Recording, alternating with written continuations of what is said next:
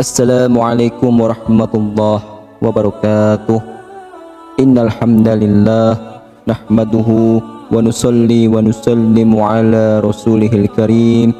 Ashhadu an la ilaha illallah wa ashhadu anna Muhammadan abduhu wa rasuluh.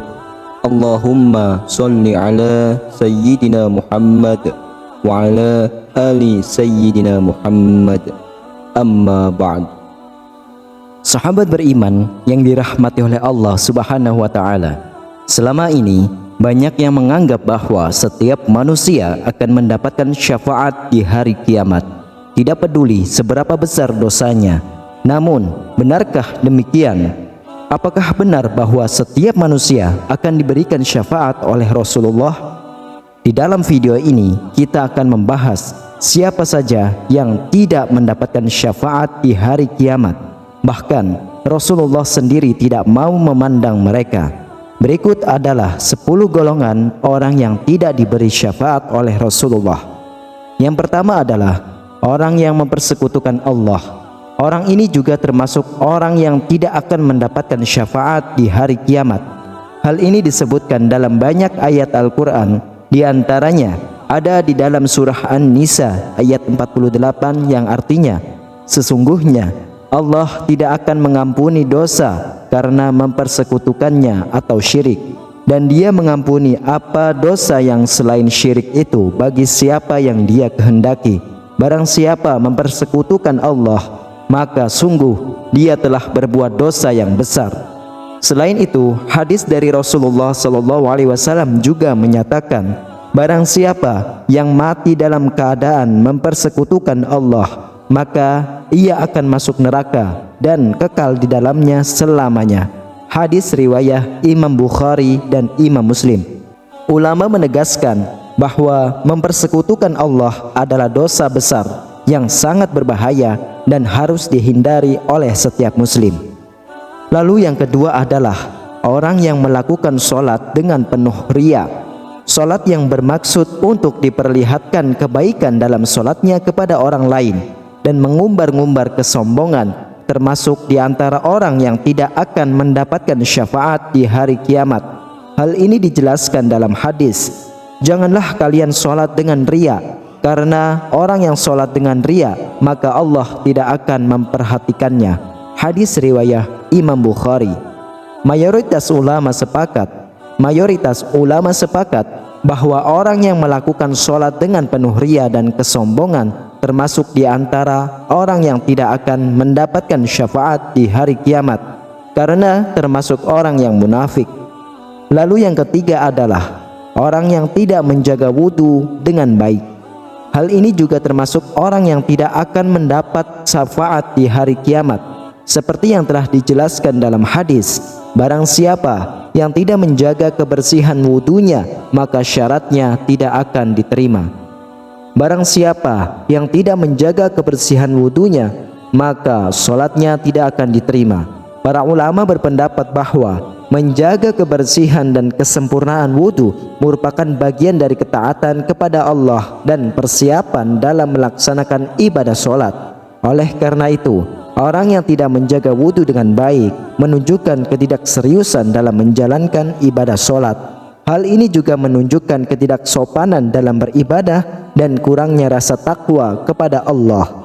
Lalu yang keempat adalah orang yang tidak menunaikan zakat. Orang ini termasuk di antara orang yang tidak akan mendapatkan syafaat di hari kiamat. Hal ini karena zakat merupakan kewajiban yang telah ditetapkan oleh Allah dan Rasul-Nya, sehingga tidak menunaikannya berarti melanggar perintahnya.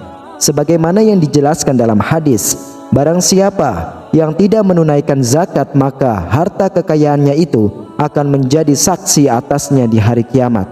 Artinya, harta yang tidak dikeluarkan zakatnya akan menjadi bukti kesalahan di hadapan Allah. Selain itu, menunaikan zakat juga menjadi salah satu bentuk pengabdian dan ketaatan kepada Allah, serta membantu sesama umat muslim yang membutuhkan. Oleh karena itu, ulama berpendapat bahwa menunaikan zakat merupakan salah satu rukun Islam yang tidak bisa diabaikan. Yang kelima adalah orang yang berbohong. Orang yang suka berbohong juga termasuk orang yang tidak akan mendapatkan syafaat di hari kiamat, sebagaimana yang ditegaskan dalam hadis yang diriwayatkan oleh Imam Bukhari dan Imam Muslim. Rasulullah SAW bersabda, "Berbicaralah dengan kejujuran, karena kejujuran membawa kepada kebaikan dan kebaikan membawa kepada surga. Janganlah kalian berbohong, karena kebohongan membawa kepada kejahatan dan kejahatan membawa kepada neraka." Ulama sepanjang sejarah Islam telah menegaskan betapa pentingnya kejujuran dalam Islam. Mereka menekankan bahwa berbohong adalah tindakan yang sangat tercela dan dapat merusak hubungan antara manusia serta hubungan manusia dengan Allah. Lalu yang keenam adalah orang yang memiliki sifat kikir dan pelit. Orang ini juga termasuk orang yang tidak mendapatkan syafaat di hari kiamat. Seperti yang telah dijelaskan dalam hadis, tidak akan masuk surga orang yang kikir. Hadis riwayat Imam Bukhari dan Imam Muslim. Para ulama menyatakan bahwa sifat kikir dan pelit bertentangan dengan ajaran Islam yang menekankan pentingnya berbagi dan bersedekah. Kikir dan pelit juga dapat memperlemah kekuatan ukhuwah Islamiyah atau persaudaraan Islam dalam masyarakat. Lalu yang ketujuh adalah orang yang tidak menghormati kedua orang tua. Orang ini juga termasuk orang yang tidak akan mendapatkan syafaat di hari kiamat. Seperti yang telah dijelaskan dalam hadis, tidak akan masuk surga anak yang durhaka kepada kedua orang tuanya. Hadis riwayat Imam Bukhari dan Imam Muslim.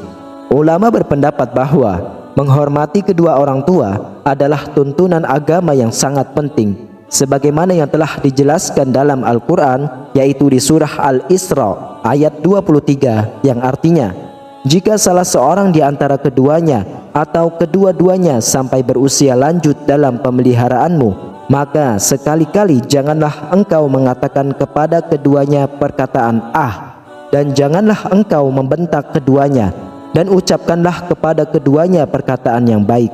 Orang yang tidak berbakti kepada kedua orang tuanya dianggap telah melanggar perintah Allah, dan hal ini dapat menghalangi seseorang dari mendapatkan syafaat di hari kiamat. Selanjutnya yang kedelapan adalah pemimpin yang tidak adil. Pada hari kiamat ada seorang hamba yang terhalang untuk mendapatkan syafaat karena di masa lalu ia menjadi pemimpin yang tidak adil terhadap rakyatnya dan bersikap berlebihan dalam beragama. Hal ini dijelaskan dalam hadis Abu Umamah yang menyebutkan bahwa ada dua jenis umat yang tidak akan mendapatkan syafaat dari Rasulullah, yaitu pemimpin yang zalim dan orang yang bersikap berlebihan dalam beragama. Hadis riwayat Imam Tabrani dalam Mu'jam Al-Kabir.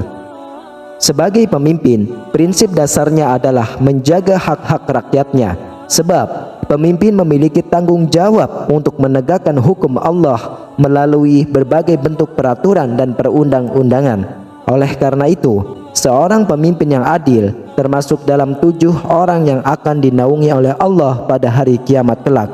Seperti yang ada di dalam hadis berikut, 7 orang yang dinaungi Allah pada hari kiamat di bawah bayang-bayangannya, sebab pada hari itu tidak ada bayangan kecuali bayangannya, yaitu pertama, pimpinan yang adil, hingga akhir hadis. Hadis riwayat Imam Bukhari.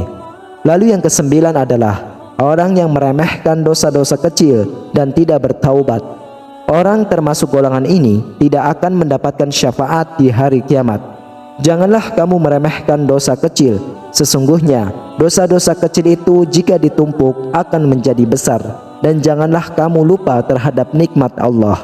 Hadis riwayat Imam Ahmad dan Imam Tirmidzi.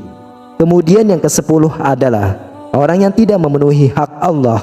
Golongan ini adalah orang yang tidak memenuhi hak Allah dan hak sesama manusia, juga tidak akan mendapatkan syafaat di hari kiamat. Barang siapa memelihara hubungan silaturahmi, niscaya Allah memperpanjang umurnya. Dan barang siapa melakukan kebaikan, niscaya Allah akan membalasnya dengan kebaikan yang lebih baik lagi. Barang siapa memutuskan silaturahmi, niscaya Allah akan memutuskan dengannya pada hari kiamat. Hadis riwayat Imam Bukhari dan Imam Muslim. Dari beberapa hadis ini dapat disimpulkan bahwa Tidak semua manusia akan mendapatkan syafaat di hari kiamat.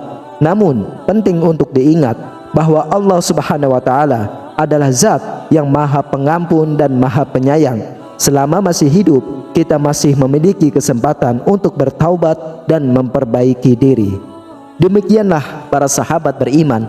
Itulah 10 golongan orang yang tidak diberi syafaat oleh Rasulullah. Semoga kita dijauhkan dari 10 golongan tersebut, dan kelak nanti pada hari yaumil qiyamah kita berharap mendapatkan syafaat dari baginda Nabi Muhammad sallallahu alaihi wasallam. Amin ya rabbal alamin. Hanya ini yang bisa saya sampaikan. Semoga bermanfaat untuk kita semua. Wallahu alam. Wassalamualaikum warahmatullahi wabarakatuh.